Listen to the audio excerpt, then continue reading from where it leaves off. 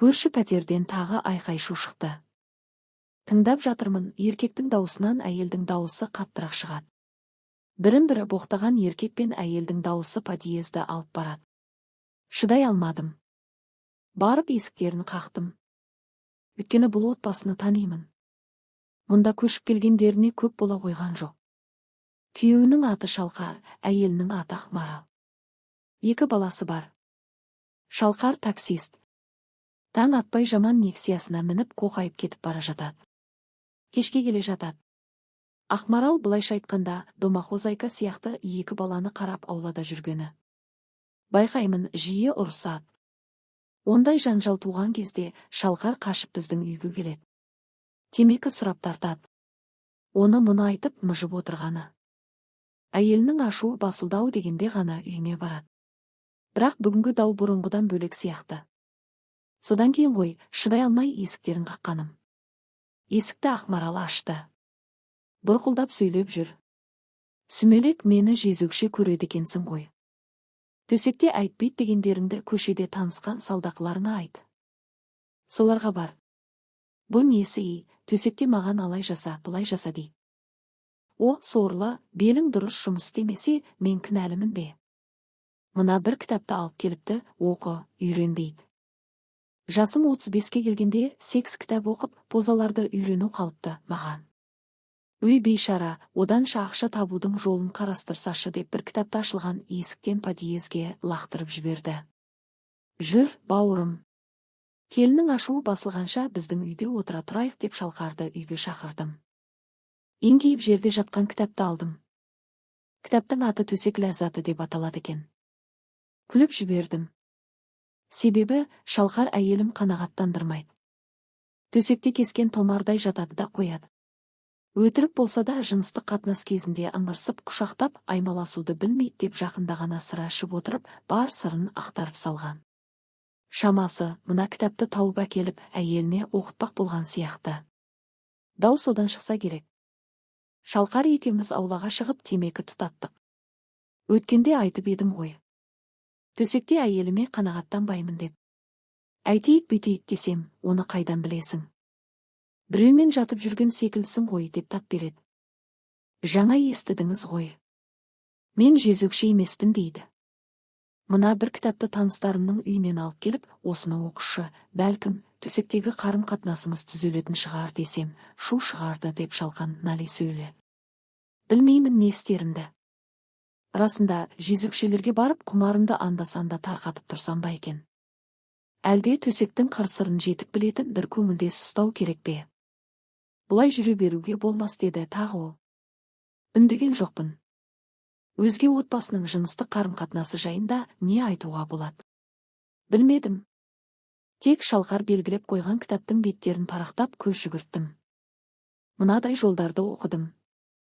Кез келген әйел өз ер азаматын жүрегімен барынша сүйетін болса, ол оны жыныстық тұрғыдан да бақытты ете алуға тырысуы тиіс. Өйткені өмір бір бағытта жүретін көше емес. Бұл екеуара келісіп, жыныстық өмірді қызықты да тартымды етудің жолдары. Жыныстық қатынасты сәтті аяқтай алмаған еркекке сен еркек емессің дегеннен ауыр сөз жоқ. Бұл ер азаматтың сізге енді қайтып бар ынтасын салып жыныстық қатынасқа баруына кедергі болады да тұрады. Мұндай қателіктен аулақ болғандарыңыз абзал. Тіпті мұндай балағаттаулар мен басқа да жыныстық қатынасқа кері пікірлер бірте-бірте жігітті белсіздікке әкеледі. Сондықтан жыныстық қатынастың өте нәзік психологиясы бізден бір-біріміздің көңілдерімізге кірбің түсірмейтіндей іс-әрекет етуді талап етеді. Адамдар арасындағы сексуалдық сауатсыздық, төсек ләззатындағы мәдениетсіздік қауышудың кейбір жақтары таза емес деген ойды көкейімізге ұялатқан.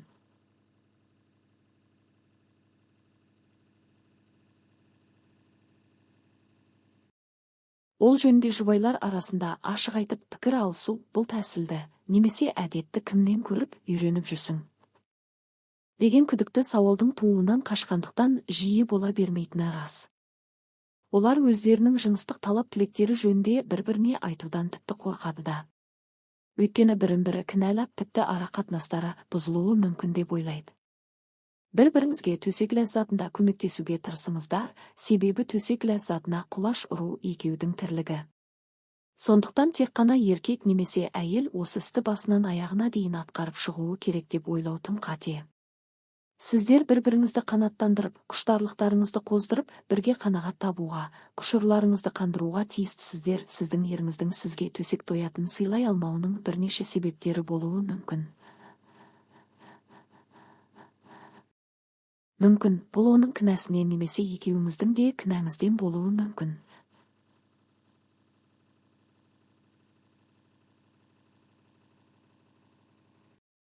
Бірақ қалай дегенде де, сіз ғана бұл жағдайға ықпал ете аласыз. Әйелдің кескен томардай серейіп жатпай, еркектің қимылдарына өзі де жауап беріп, оның аспабына қарсы өзінің асыл тұңғиығын тосып, қарсы қимылдармен көмектескені жөн.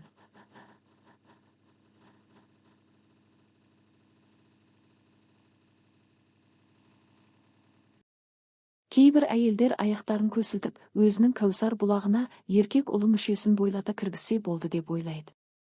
Қайталап айтамын, бөкселеріңізбен адуынды жұмыс істеп, еркектің аспабына өзіңіздің асыл тұңғиығыңызды тоса қимылдауыңыз қажет. Егер де әйел мұндай қимылдарды ұят санаса, қимылдамастан төсекте тыныш жатса, онда жыныстық қауышудың әншейін жұбайлық борыш ретінде ғана болғаны. Және ерте ме, кеш пе, еріңіздің сізбен жасалатын қауышудан тоят ала алмағандықтан, басқа жерден ләззат іздеуіне сара жолды салып беруіңіз мүмкін, тіпті ол өзге әйелге кетіп қалуы да ықтимал. Сондықтан төсекте тоят алу шеберлігін меңгере білу ер адамның сүйіспеншілігін еселеп арттырып, оны өз жаныңызда ұстаудың бірден бір көзі болып табылады. Сол себепті көрпе асты ойынын өзгертіп, өзіңіздің жұбайыңызды құшақтап, аяқтарыңызды айқастырып, оның ырғағына қарай қимылдасаңыз, жаныңыз жай тауып, керемет ләззаттанып, рахат шыңының ұшар басына шығасыз. Төсек ләззаты осылай дейді. Мұндай дәлелді дүниеге ешкім дау айта қоймас. Қажет кітап. Расында, қуаты сыртқа теуіп тұрған еркектердің жарынан немесе сүйгенінен неге теріс айналып, өзгеге ынтық болатыны түсінікті болды. Әйелдің кінәсі. Егер де әйел төсекте күйеуінің ыңғайына жығылып, оның ләззат алуына, өзінің де ләззат алуына жағдай жасаса, ешқандай еркектің бөтен қатынға бармасы анық. Сіз не дейсіз? Сіз әйеліңізден ләззат аласыз ба? Сіздер ше, әйелдер қауымы, күйеуіңізді төсекте риза етуге даярсыздар ма?